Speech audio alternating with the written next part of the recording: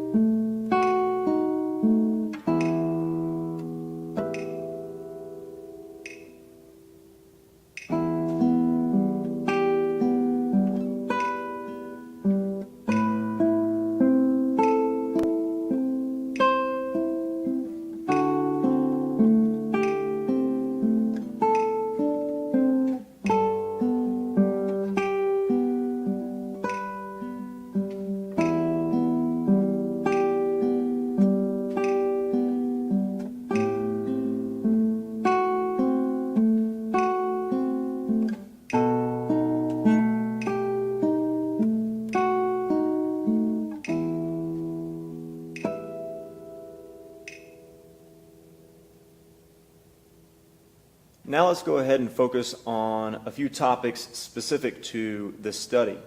The main thing to focus on obviously is the arpeggio. That is what is being worked on here.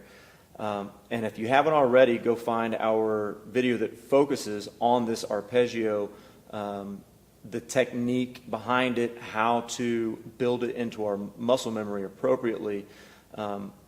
Certainly that video will go into much more detail. But as a quick reminder, a few things to focus on when you're playing the arpeggio are the alternation between A and M and then I.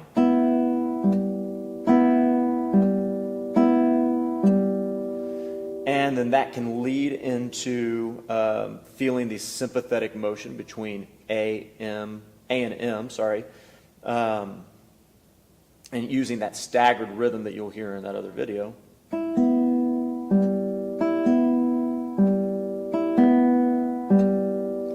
And then one other thing we would want to focus on is making the stroke where P and A sound simultaneously to feel as comfortable as possible, and not letting any tension or squeezing occur in the hand, trying to make them as independent of motions as possible.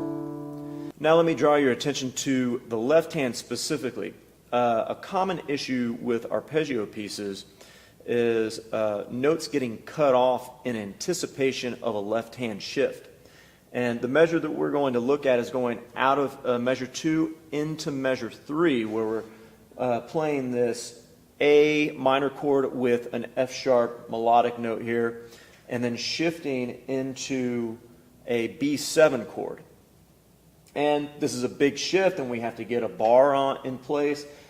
So, of course, if we're anticipating that movement, we might be inclined to just shift very quickly or swiftly out of that shape. But what we want to do is train the fingers how to move in a more specific way. So if we're playing this A minor chord with F sharp on top, we want to have all these notes ring out for their true value as much as is possible. So if I play F sharp, C, A, and then I'm thinking about shifting, when I play this A, I'm going to go ahead and lift my index finger off in preparation for the shift and the bar without moving my other fingers. This is going to be a common finger shared from one chord to the next. We're starting at the beginning of measure 2 here and focusing on releasing this note as we're playing this last A and trying to shift into the B7. Here we go.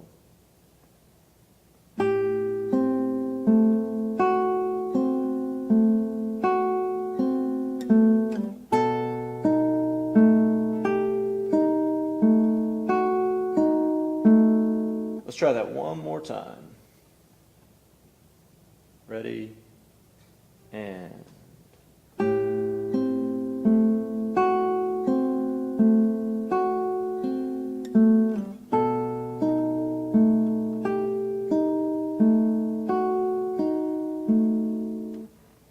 it's very important to focus on very specific moments like that in individual pieces that you're working on at a slow tempo. As you start to speed it up, you might find that it's harder to locate that note that you're listening for with the ear, but if you've trained your left and right hands to sequence things the way that you need them to be successful with that, it should feel easier to grasp, even though the tempo change will make it a little bit more difficult. Now let's go ahead and take a look at measures 11 to 12, where we're going to focus on sequencing our left-hand fingers. So in measure 11, we're starting with a D7 chord right here. And then we put finger 4 on, and then we're going to slide up to the 5th fret with our pinky. And this is where we want to sequence our fingers in a way that creates a nice fluid, continuous sound, and we're not worrying about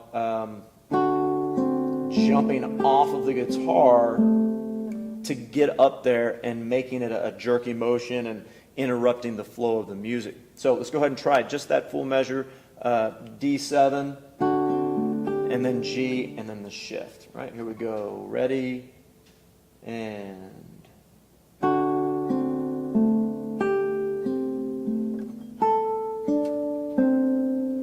so we're sliding 4 from the 3rd fret to the 5th fret, then placing 1, then placing 3. One more time.